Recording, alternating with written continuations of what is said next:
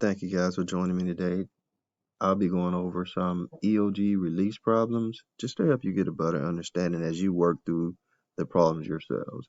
And remember, you can pause as often as you want as you sit and watch the video and work on the problems yourselves. I'll be starting with number 21 today. And let's see here. RVU is a straight line and angle TVU has a measure of 40 degrees in this figure. And it's important to know that this little symbol right here means angle. The question, what is the measure of angle SVT? So our question, what is the measure of angle SVT? And you got four choices right there, A, B, C, and D. So angle RVU is a straight line. Let's identify what these angles are first. RVU, you have to look at it and find them. This is R, this is V, this is U. So referring to this entire line right here. It's a straight line. Now, let's identify the next one. Angle TVU has a measure of 40 degrees. TVU. We need to identify where TV and U is. So here's T, here's V, here's U. We're talking about this angle right here. It's 40 degrees. So let's go ahead on and label that one. And the question again, what is the measure of angle SVT? So let's identify SV and T. Change my color here. So this is SVT. So this angle right here is what we're looking for. We're looking for SVT. So what do we need to know about this? Well, if you look at the entire figure here, you should be thinking along the lines of, well, what do I know about it? And let me erase some of this so that you get a better view. What do I know about it? Okay, so I'm trying to figure out what is this angle right here. I know what this one is, but I need to know what that one is. So how do I do that? This is 40 degrees. And this is a right angle. From here to here to here is a right angle. So this entire angle SVU is 90 degrees. So angle SVU is a 90-degree angle, which is a right angle. So angle SVU 90 degrees. Okay, so if we know that's 90 degrees, this entire angle right here is 90, and we know that this is 40, and we're trying to figure out this angle. So how do we do that? We need to find the difference between the two. And when we say difference, automatically you should be thinking subtraction. So we're going to take SVU and subtract angle TVU. And we're going to substitute the actual angle numbers in here. 90 degrees minus 40 degrees equals 50 degrees. So our answer for that one is going to be C. So our answer for that one is going to be C. It's 50 degrees. Because knowing that this is a right angle, you are able to subtract and find the difference between the right angle and the known angle of TVU. Okay, so my next problem is going to be problem number 22. And I'll go ahead on and read it. Michael is solving 23 by 42 using this rectangular array. What is the missing number Michael needs to solve this problem?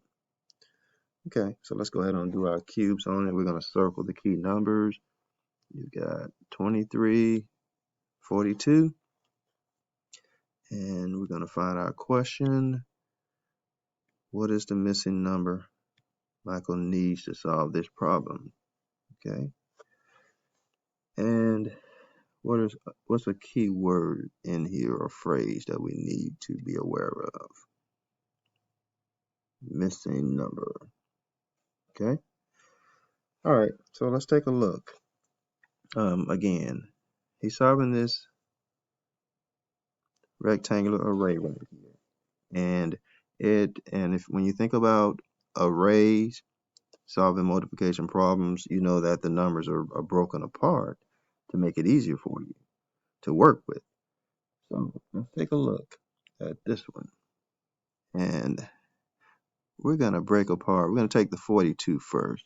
And we're going to break that number apart to make it easier for us. And right here, we're going to say 40. Right here, we'll say 2. Okay? Now, let's take a look at the 23. And we're going to do the same thing with that. We're going to break that number apart to make it easier for us.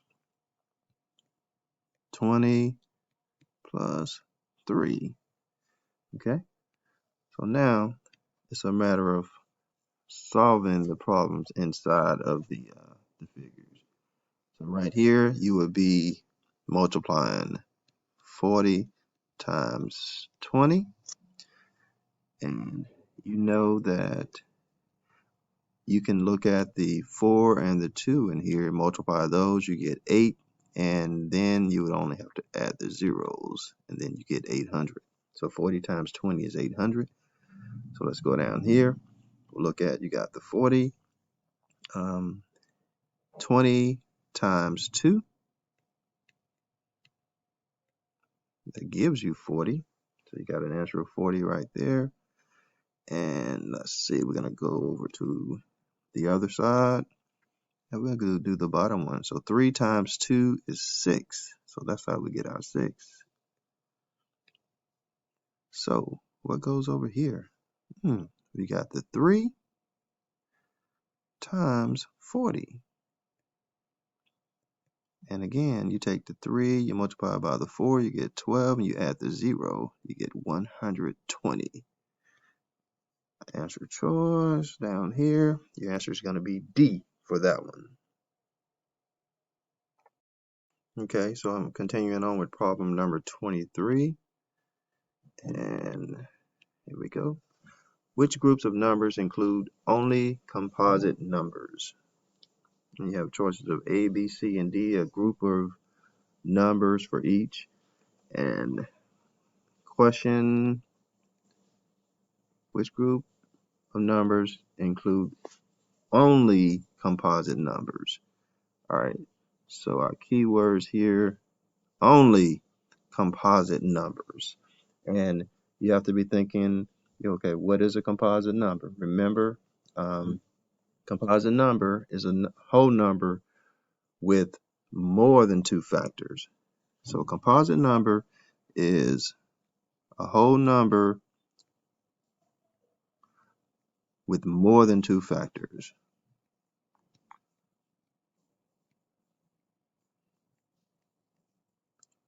And an example would be 4.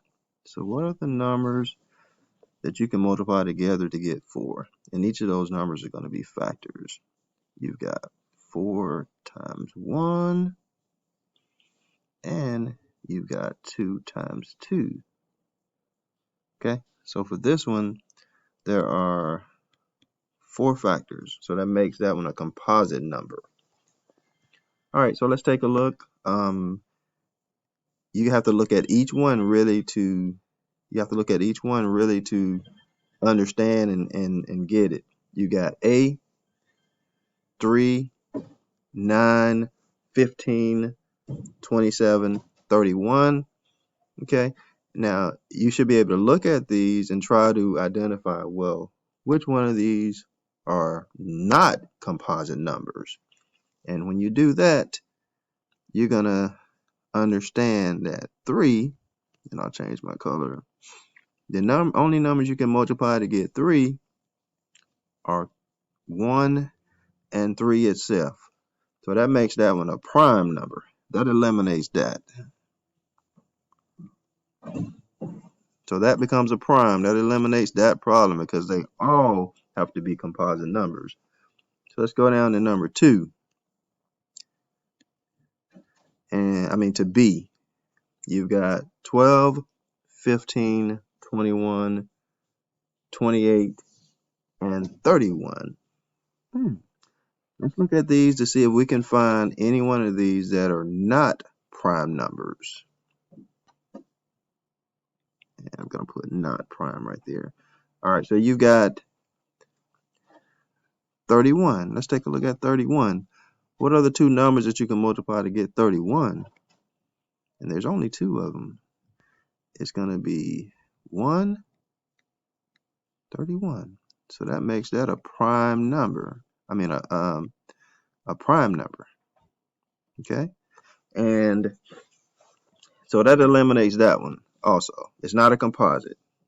Just like the 3 is a prime number, not a composite.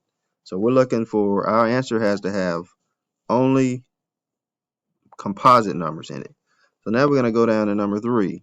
To C. 15, 18, 21, 24, 25.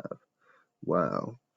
Okay, so let's take a look. So 15, what are some of the numbers you can multiply together to get 15? You've got 1 times 15. You've got 3 times 5. So that makes that a composite number. What about 18? Let's take a look at the number 18 right here. You've got 1 times 18. What about 3 times 6? Okay. What about 2 times 9? That one is a composite number also. 21. You can multiply 7 times 3 and 21 times 1 to get 21. So that, again, is going to be a composite. What about 24? 1 times 24, 4 times 6, 12 times 2, 8 times 3. That's also a composite. 25. 1 times 25, 5 times 5. That makes that one a composite number. So each of these are going to be composite numbers, and that fits the criteria here, that these are all composite numbers. Okay, so that is a correct answer. It's going to be C for that one. And looking at D, let's go on and identify which number is not a composite number. And the one that stands out to me is going to be the 41. So the only 2 numbers that you can multiply together to get that are 1 times 41. So there are only 2 factors to that. So that makes that one a prime number. And that eliminates that one.